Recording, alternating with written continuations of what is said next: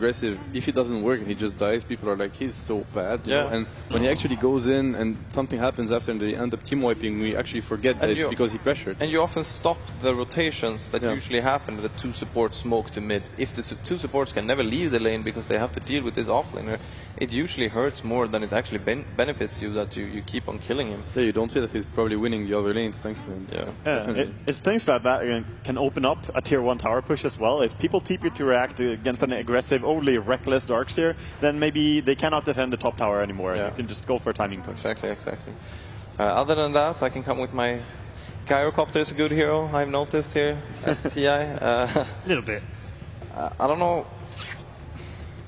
Do you think it's one of House's best heroes, right? He plays it really well. Yeah. It's always been. It's currently picked 81 times, 60% win rate. For how? At TI5. Just for the hero in Zephyr. He's been playing Gyro for like forever. Yeah, exactly. I remember even TI3. Yeah, TI3, I think even TI4. TI4, he's always been playing Gyro. I was actually thinking about that if they will have some awards for these heroes, like maybe Gyro that will like be in every TI final or something like that, you know? Yeah, definitely. The hero has been nerfed and then you think it's not going to be good. It's a bit like Storm, you know, that you think like, nah, it's death ball now, we can't use this hero. And then you're like, well, actually, he's perfect. And the Eon stole the Rubik. Yeah, you can't ban it and you just... Kind of ironic, really, isn't it? Eating a Rubik. What now, a Rubik? Yeah, I'm so funny. I liked it. I thought that was I didn't know. But I think Rubik is always a great pickup against Earthshaker, especially, in my opinion. That's how I feel about it. He did a lot in the last series. Unfortunately, he didn't get Fisher all the time, but it's always, you know, that rival, like that duel between Shaker and Rubik. You always want to use a totem after the call down is really good as well. Barrage is quite decent, so... Flak as well, great. Yeah, Flak. It also makes it hard. Normally when you pick Earthshaker, you want to have some other good combo spells with it, so you don't really just pick a Shaker and that's it for stuns. So there's going to be something else for the Rubik to steal, and there's some good spells already. That's the Ice Zeus? Yeah. Zeus offlane? Pretty likely. A while since we've seen it. Yeah, 10 games at TI5. But Super has played some games of Zeus as well, right? Yeah, I think it still might be a mid Zeus. Yeah. It doesn't really mean that it's going to be offlane. I do want to point out, though, that of the 10 games, there's only been 2 wins on Zeus. Yeah, I was going to say, that hero has very, very so-so win ratio. But, I mean, at the same time, I kind of understand what it looks like Vichy Gaming. They just want to fight. They want to be able to fight eHome. Yeah, going up against the Darkseer Lina, normally you're like, oh, they have a really good team fight already, but they're trying to outpower that. Gyrocopter is a great carry for team fight. Shaker, Zeus, now they have all the damage, AoE damage particularly. So 5v5 is fine, but they still need the hero to initiate the fight, I feel. Unless Shaker can. And I would be surprised if they don't get any more late game potential. I guess that Vichy might be one of those teams that do a lot of one core, but where I see like teams like CDEC and LGD, they usually do this duo core where like the cores can fight, but they also have this super late game potential that is like, okay, if this game goes to 60 minutes, we're not gonna lose if we just don't get too destroyed. That's very typical for eHome as well. They always have, you know, the fallback. In this game already, they have the Darkseer wall, they have Luna, so, you know, that game is looking very safe for them, no reason to panic. And that's a pretty good feeling to have going into it. Luna and Gyro are quite even, I guess, in care potential. Gyro might be a bit stronger. I think Luna is like a weaker version of Gyro. It's like replacement. You have a longer cooldown. Yeah, you're probably correct there, that they're similar, but... In a way, it's a little bit better for pushing in general, but like the Luna Darkseer in late game is quite scary to face, though. Really, Luna and Darkseer in late game. Yeah, but that's what I mean. But it's hard to design because Gyro has the potential of doing this insane damage with Divine, whatever. While Luna might have a bit harder time of getting close enough to her opponents. I mean, they have more burst though, I think, Vichy. Like, if you look at the head-on fight, how the fights are going to start, eHome needs to like start with probably a use from the or a Rubik Leaf. Naga is not banned yet. And the Earthshaker is just it's much easier for the Earthshaker to just feature and they blow some out with Zeus. But what kind of approach would you take for this game? Like, if you were eHome, would you fully commit to this Death Ball now, or would you throw in a I think quite farm heavy. Not farm heavy. I think their lineup revolves around. They want to just hit the tower, and Earthshaker just sits behind. And if you try to come in, there's Fissure and Zeus. Yeah. So it's difficult for you to just run in, and there's call down as well. I feel like eHome, they have the dire advantage in that game, which is not to be underrated. Like, they have insane team fight around Roche Pit, Darkseer, Luna. I think they can take it late game because it's going to be very easy for them to secure it. Obviously, BKBs are going to be super important, but once they have those BKBs, then Vichi's lineup is not so scary. And then they can go for the time Roche. Vici can't really take it so far. Do you think that Vici is going to ban the Storm now, or are they going to I think it's a great Storm. I think they're like baiting it. Maybe they're like scaring them with the Disruptor, but I think it's a very good Storm game. Yeah, I was thinking the same thing, that like Vici might be leaving the Storm because they feel that they are already ready to deal with it, but I would be scared about it. I wouldn't want to play Seatwise Storm. I would have banned it. But TA, I think that both TA and Storm actually look very, very good here, right? That was what I was thinking as well. The TA pick looks pretty good here. I always look out for that, dude. All right. No, I think it's Storm is playable, as you guys say, even if Disruptor is good against him. But Naga Siren not being banned out this late into the game. Well, that is interesting. So it's going to be a Lina mid most likely. Yeah, definitely. I mean, that would change a lot of the things. Now eHome has total control of when to take the team fights. That's actually really strong. Like, I feel like they can just song and go into the wall. It's going to be almost impossible to contest Roche for Vici Gaming if they go there with 5. It's such a hard lineup to fight into.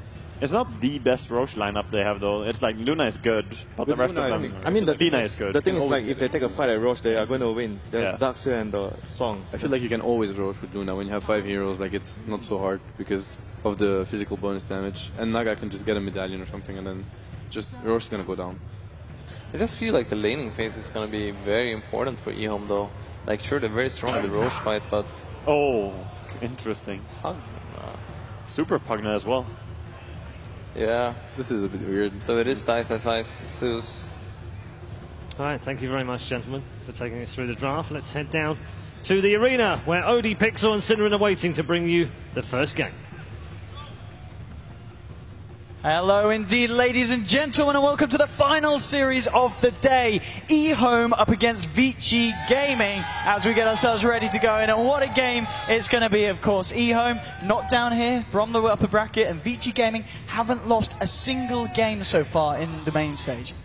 Yeah, they started down here, so they're used to it. They did, they did. It's going to be a little bit of a new experience for eHome. Man, this series is going to be crazy. I love the draft. I think there's some really cool picks in here. Of course, it's great to see a Pugna played, finally. I think this is the first Pugna pick at the main event, apart from Cloud9's less fortunate experience with it in the second game of the series. I do believe they had the Pugna. And this is not a support Pugna, by the way. This is a core Pugna. It's played by Super.